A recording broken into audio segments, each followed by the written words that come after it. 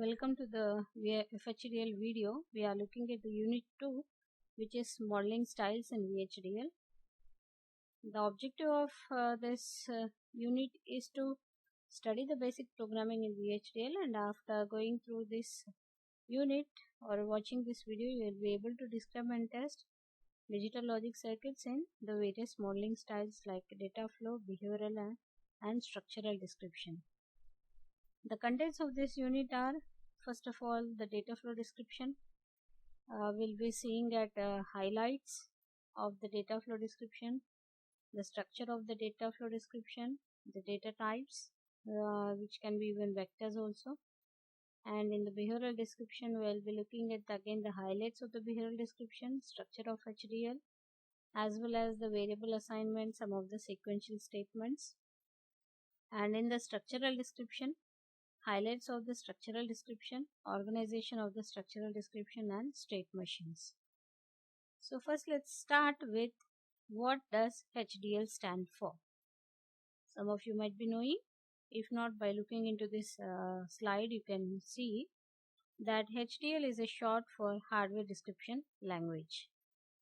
So similar way, VHDL stands for VHSIC and HDL. That means VHSIC hardware description language, where VHSIC stands for very high speed integrated circuit. So in the VHIC SIC, you can see the underlined words, very high speed integrated circuit hardware description language. So what is VHDL simulation cycle? So since from the VHDL we have seen that it is a very high speed integrated circuit hardware description language. So when we say it is a hardware description language, so when we are writing something code in a language, then how does this get simulated and what is the simulation cycle? So VHDL simulation cycle, let's see here from the diagram. It uses a simulation cycle to model the stimulus and response nature of the digital hardware. So you can see when we start the stimulus or simulation, signals will be upgraded and they will be executed with the help of the process, with the help of the delays, and then once you come to know the response or the nature of the hardware, digital hardware, what we are trying to verify or simulate, then we will end the simulation. So when we start the simulation, we will update the signals. With we'll updating the signal, I mean to say here, we keep on changing the values and we execute those statements with the help of some of the processes or some delay statements. And once we see the response or the nature of the hardware and verify, and then we will end the simulation. So what is the basic form of VHDL code? Every programming language has particular form or a syntax. So here also VHDL description consists of at least one entity and an architecture pair, or one entity with multiple architectures. So the entity section is used to declare the IO ports of the circuit. The architecture portion describes the circuit's behavior. A behavior model is similar to a black box. Standardized design libraries are included before entity declaration. So the basic form of VHDL code consists of an entity and architecture pair. So this is the behavioral entity where it has some inputs and some outputs are also taken. So for working out or for making the entity and architecture operative, this VHDL is actually the language which is standardized by IEEE, and some of the standard libraries are also included in the library IEEE, and some packages from the standard library can be utilized inside the VHDL program. So every time when we try to write the HDL code, VHDL code, we need to include this library IEEE. So first step is include library IEEE before entity declaration, and IEEE.stdlogic1164, which is a package. This std_logic_1164 is a package which defines a standard for designers to use in describing interconnection data types used in VHDL modeling. So when this package we are trying to use here, that too which is described inside the stored inside the library IEEE, we need to make use by the statement use IEEE.stdlogic1164.all. By that statement we can utilize all the packages, all the functions under this standard logic 1164 package, which is stored inside the library IEEE. Similarly, we can have many such packages. I'll be just showing you only 2 or 3, and for all packages you can look into this link which I have shown you here. And IEEE stdlogic arith provides a set of arithmetic conversion, comparison functions for signed, unsigned, stdu logic, std logic, and std logic vector. What is this signed, unsigned? For this you must watch my first video. In that, for introduction to HDL, I have described so many data types and all these things. You can look into that video.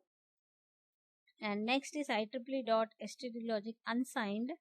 This one provides a set of unsigned arithmetic conversion and comparison functions for stdlogic vector. Now quickly moving on to the entity declaration. An entity declaration describes the interface of the component. Entity and architecture are a must for describing a VHDL code that we have seen. For the structure of the VHDL consists of entity and architecture. So when we are moving on to what is an entity, it is a declaration, describes the interface of the component. And if we want to make use of Altera, you can make use of Altera, but avoid using Altera's primitive names or Xilinx primitive names or any other ones. Primitive names cannot be treated as the entity name. Entity name should be something else. And port clause indicates input and output ports. Port.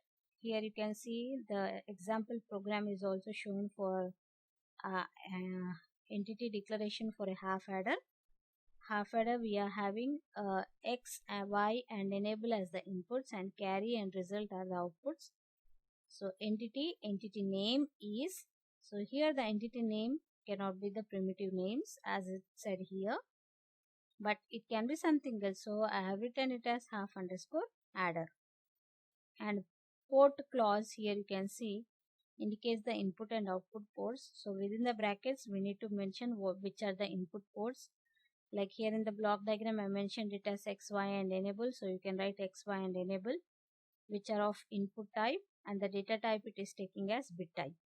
Similarly, I have the output names as carry and result, which are of output type, and the data type which is taking as bit type. Close the port clause and then with the semicolon and then the entity name. An entity can be thought of as a symbol for a component. So next is VHDL entity we have seen. The port declaration we have seen. The port declaration establishes the interface of the object to the outside world. 3 parts of the port declaration are name. Here you can see the name and the mode and the data type. Name we have seen like for a half adder X, Y and enable, that can be any name. And mode input type or output type or in-out type or buffer type. Okay. So name will be an identifier, and mode type can be in type, out type, in out or buffer type, and data type can be any declared or predefined data type. Like in the previous example we have seen that the data type as bit type. Okay. Next is the architecture declaration. Architecture declaration describes the operation of the component. Operation or internal explanation we have seen just as a black box or empty box in the entity, whereas the architecture gives us the clear description of the component or the box. So many architectures may exist for one entity, but only one may be active at a time. You can write the architecture in any number of ways, and you can include for the same entity any number of architectures, but only one architecture can be active at a time for one particular entity. An architecture is similar to a schematic of the component. Like schematic here in the bottom right, you can see the diagram. This is the schematic of a half adder where it is implemented using the logic gates. So these things now will be described here. So if what happens if enable is 1, then what happens if x and y are 0 or x and y are 0 or 1. So likewise in detailed description if I describe here, that is what is called as an architecture. So this architecture we can describe in various ways as I said, or we can define in various ways. So those various ways are called as modeling styles.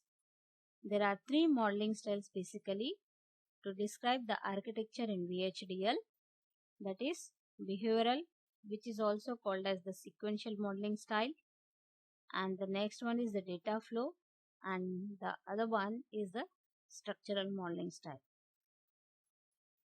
So VHDL hierarchy, if we see before going into the in detail of the data flow, behavioral and structural, let's see the VHDL hierarchy. VHDL hierarchy consists of the entity and architecture, as we have seen, that is a must. An entity can have n number of architectures, but one will be active at a time. So for the proper functioning of this entity and architecture, we need to include some packages. As I shown you, std logic 1164 is a package from the standard library. So that must be included. And some of the arithmetic functions, if I want to include, that can be taken from the packages. Even as a user, we can define some of the packages. And we can use even the generics and ports. And as I said, architectures can be n number. So when I say architecture is using concurrent statement, that could be a data flow modeling style. Architecture, if it is using process and sequential statements, then that could be behavioral modeling style or sequential style. And architecture, if it is using the structure of the components, it can be treated as the structural modeling style. So the hierarchy you can see package, entity and various architectures. What are the sequential versus concurrent statements? VHDL provides 2 different types of execution, that is the sequential execution and concurrent execution. So different type of execution are useful for modeling of real hardware, which supports various levels of abstraction. So sequential statements view hardware from a programmer approach, whereas concurrent statements are order independent and asynchronous. There is no order, randomly or parallelly or concurrently they occur. So this is the sequential style where for a simple XOR gate example is taken up, and in the XOR gate example you can see if A is not equal to B, we know how does the XOR gate operate. When both are same, output will be 0. If they are unequal inputs, then the output will be 1. So that is defined here as if A is not equal to B, then output Q will be assigned as 1 will be assigned to Q, else Q will be assigned to 0. That means if they are equal, then the output Q will be assigned as 0. So this is the sequential way of writing that this statement if happens, then something should come out, else something should come out. So one after other if I describe, then that is what is called as the sequential. And here Only after the first statement is cleared, it moves on to the next. Otherwise, no. Whereas in the data flow style, as I said, they use concurrent statements. So, like a signal flow or a equation or a expression is used here. So, for similar XOR gate, Q is assigned as A XOR B, where XOR is a predefined function which is taken from the library. So, as and when the A or as and when the B changes, Q also will change. There is no constraint here to wait or to execute particular line and then move on to the next line. Like in the behavioral what we have seen, 1 will be assigned to Q only when they are unequal, otherwise 0 will be assigned. But here nothing like that.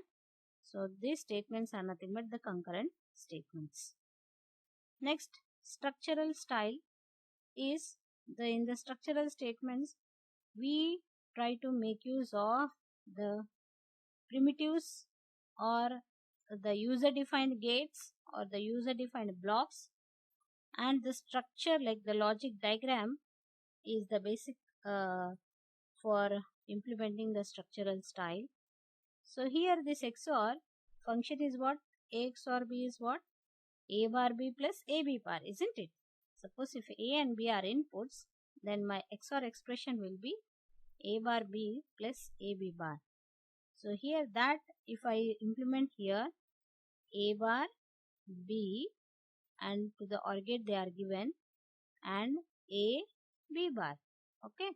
So here the internal diagram of this XOR, if I see here, if I don't use XOR primitive, then I must make use of two OR gates. If I am implementing using the basic gates, two NOT gates, one OR gate and two AND gates.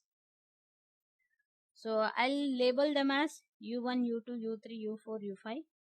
Two inverters are labeled as U1 and U2. Two AND gates are labeled as U3 and U4. And OR gate is labeled as U5. Whereas these two are inverters. The inverter is called up here. And we are mapping the ports. How these ports are? This is A and I need to define an intermediate signal here. Nothing is shown externally, but internally I may write it as AI. So likewise B, BI. Next, BI is given here for the next one, as well as A is also applied, and here I am labeling it as T3, T4. Okay, so such mapping of the ports and implementing using the primitives or the logic gates or the blocks is what is called as the structural model. Anyway, we will see in detail with few examples. We will try to execute and write the code. Next is the sequential style syntax.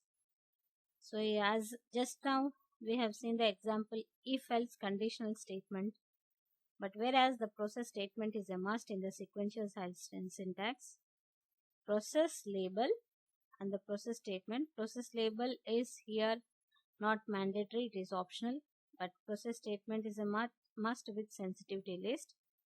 And the process declaration, if you want to declare some signals which are local to this process or some constants, then you can declare here.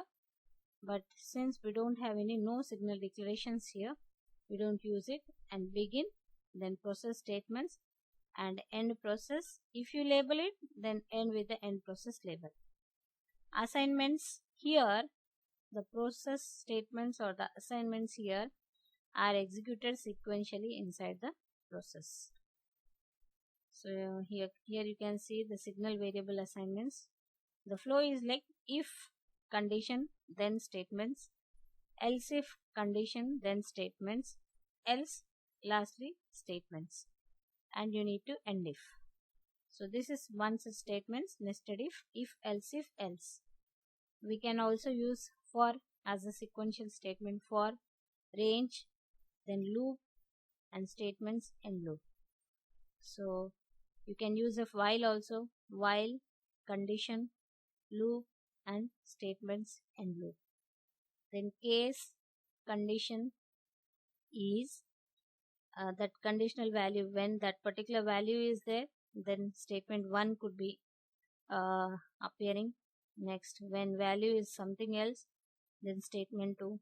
Likewise, you can give all the condition values and others. In case there will be others condition, when others, then finally last default state or something statement you can give up here.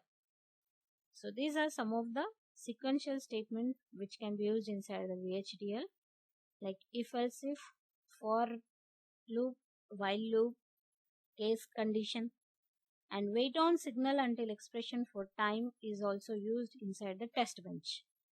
Wait on for that particular signal until some expression is executed for particular time. This also can be used as the sequential statement.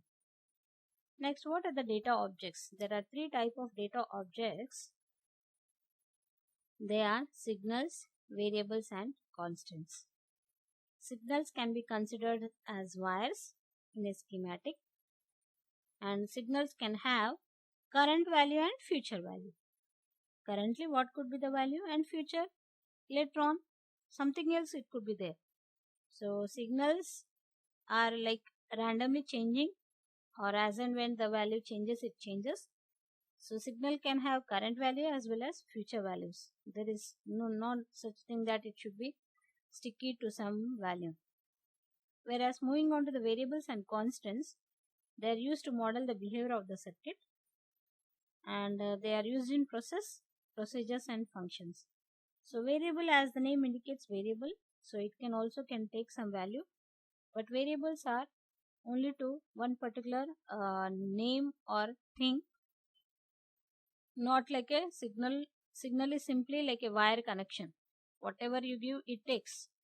But when I say particularly variable, variable will take some predefined type and values. Whereas constants, it is fixed, you all know. If I give some constant A could be taking some integer data like 9 or anything. So it is a constant throughout my code or a program. A constant can have a single value of a given type. Constant's value cannot be changed during the simulation, and constants declared at the start of an architecture can be used anywhere in the architecture. So constants declared in a process can only be used inside the specific process. You can see here constant name, type name, value. Like constant, if I use data bus as integer, it is taking the value of 16. If I use constant as rise and fall time, the time it is taking as 2 nanoseconds. It is fixed, no change. Every time it takes only 2 nanoseconds. Next, variables declaration. Variables are used for local storage of data. Variables are generally not available to multiple components or processes. All variable assignments takes place immediately, and variables are more convenient than signals for the storage of temporary data. So this variable, you can see the syntax as variable name, type name, and its value. So the example is variable opcode, which is taking the type name as bit vector, which is having the value as 000. It is 3 down to 0, 4 bit. So it is taking all the values as 4 zeros. And we have one more example, variable frequency, which is of integer type. Signals are used for communication between the components. It is simply like a wire connected. So signals are declared outside the process. Signals can be seen as real physical signals. Some delay must be incurred in a signal assignment. Signal is simply having the syntax as signal name, type name, and value, like the constant you have seen. I have an example signal output as integer type, which is taking the value as 2, and BRDY as one more signal name, which is taking the data type as bit type. Signal assignment. How do we use this signal assignment? A key difference between variables and signals is the assignment delay. We have the architecture. Architecture name is nothing but the signals of entity name is written as test. So here you can see the signals we are declaring here, not statement, it is declaration. Signal declarations are A, B, C, out 1, out 2, which are of bit data type. Now comes here, these A, B, how these are assigned. A NAND B is assigned to out 1. So this less than equal what you see here, the operator is what is called as the signal assignment operator. So we are assigning the signal A and B with the NAND operation and then assigning it to another signal which is out 1. Similarly, out 1 XOR C is again assigned to out 2. So these signal assignments can be done in such a way. Next is the variable assignment. Architecture. Architecture name here is taken as variables. Of entity name again is test is. So here you can see after the begin, and the process is having the sensitivity list as ABC, and variable names are A, B, C, out 3, out 4, which are again taking the data type as bit type. So colon equals is what is the variable assignment operator. Less than equals is the signal assignment operator, and colon equal is the variable assignment operator. So here A and B are variables. A and B operation is performed here and is assigned to out 3. So this is what is the assignment operator, variable assignment operator. Similarly, out 3 XOR C is assigned to out 4. So what are these again? All these are variables. So this is variable assignment. And how does this AB value changes and out 3, out 4 changes, that you can make as a truth table and you can verify and check it out. We can use if and case as we have seen as a sequential statements. So what is if versus case statement? Let's see. So here I have A. If A is 1, then 1 will be assigned to the output Q. Else if B is 1, then also 1 will be assigned to output Q. If not, 0 will be assigned to Q. Now moving on to case A and B. Both A and B will go together in the case statement. So when both A and B are 0, in double quotes there should be mentioned. If more than single input we have, single bit we have, we need to mention with the double quotes. So when both the cases are 0 condition, then 0 will be assigned to Q. If not, that means others, 1 will be assigned to Q. So can you see here? Case is like simply AB value it sees whether they are 0, both are 0. Now output Q will be coming out to be 0. If both are not 0, simply what is the other condition here or other case statement? It just switches quickly onto the others and makes the Q as 1. Whereas here in the if statement, 1 by 1 it's tried to execute. It sees for A, it sees for B, and if not, then it moves on to the output as 0. So step by step, and case is also a step by step, but the switch case, the value what we give, it just switches on to the next conditions based on the values what we assign here. We also have for and while statements.